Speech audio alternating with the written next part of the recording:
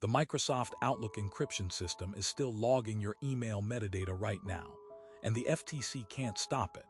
Every email you send through Office 365, your doctor's appointment, your salary negotiation, your private conversation with a lawyer, travels through a server Microsoft controls, encrypted with a key Microsoft holds. You can see the padlock icon. The word encrypted is right there in the settings, but encrypted for whom? Not for you. Microsoft has the key, which means they can read it, which means anyone with legal authority over Microsoft can read it too. And right now, across 345 million paid Office 365 users, that system is running exactly as designed. Here is what Microsoft tells you. Office 365 uses enterprise-grade encryption. Your data is protected in transit and at rest. They publish compliance certifications, HIPAA, SOC 2, ISO 27001.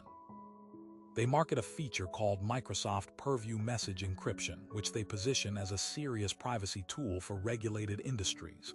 Healthcare networks use it, law firms use it, government contractors use it. The pitch is airtight. Your emails are encrypted, your communications are secure, you are protected. Here is what they do not tell you. Every one of those encryption keys lives inside Microsoft's infrastructure. Not yours, theirs. This is called key escrow by design, and it means every encrypted email you have ever sent through Outlook can be decrypted by Microsoft at any time for any reason. Not hypothetically, operationally.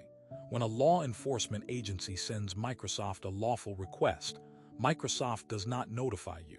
It decrypts the message and hands it over. Between 2013 and 2023, Microsoft received hundreds of thousands of government data demands. It complied with the majority of them. Your doctor's referral, your attorney's advice, your whistleblower tip, all of it accessible, all of it logged. The encryption is real. It just does not protect you from Microsoft. In 2021, a bipartisan group of senators pushed for reforms to the Electronic Communications Privacy Act, the law that governs when the government can compel a company to hand over your email. The ECPA was written in 1986. Before email was ubiquitous, before cloud storage, before a single company could hold the private correspondence of 1/3 billion people, reformers argued that stronger warrant requirements were needed. They were right. The bill went nowhere. Microsoft did not lobby against it. They did not need to. The status quo already served them perfectly. Here is the part nobody fully reported. In 2018, Microsoft had a working prototype of an end-to-end encryption layer for Outlook, a system where only the sender and recipient hold the keys and Microsoft sees nothing but ciphertext. It was technically viable. A small team inside the company built it, and then it was shelved, not because it was hard, because it was incompatible with something more important to Microsoft than your privacy: compliance. Enterprise clients in regulated industries, finance, healthcare, legal, are legally required to archive and audit their own email. If Microsoft cannot read the message, neither can the compliance system, which means customers would leave, which means the $28 billion commercial cloud division takes a hit. End-to-end encryption was not killed by a technical failure. It was killed by a business model that requires access. The mechanism that makes this permanent is the Cloud Act, passed in 2018 with almost no public debate. It requires US-based cloud providers to comply with government data demands for user data regardless of where that data is physically stored. It supersedes GDPR. It supersedes foreign privacy law.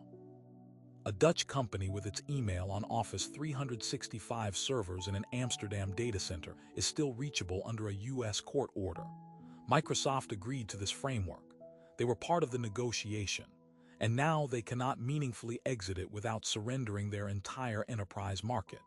The architecture is locked, the access is permanent, and the encryption key, the one that protects your email, is still sitting in a server room in Redmond, Washington.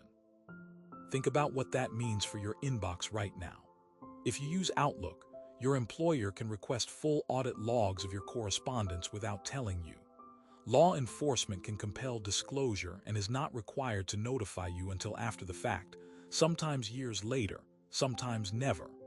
Intelligence agencies can access the metadata, who you emailed when, how often, from where, without a warrant under existing interpretations of the Patriot Act. The persistent identifier attached to your Office 365 account has existed since the moment you created it. It has not moved, it has not changed, and it is tied to a telemetry handshake log stretching back years, held by a company whose business model depends on never letting go. So here is the question no one in the Senate hearing asked Microsoft directly. If this encryption system exists to protect users, why does the key always stay with you? Who does that architecture actually serve?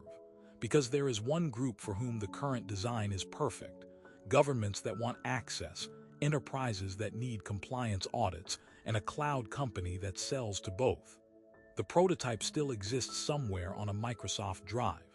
The engineer who built it still works there, and your emails are still encrypted with someone else's key.